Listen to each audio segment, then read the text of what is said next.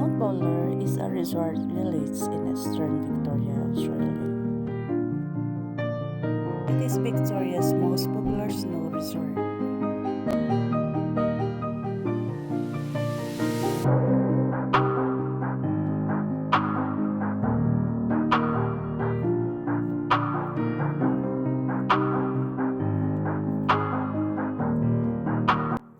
Walking along the trail and hoping to reach to the summit.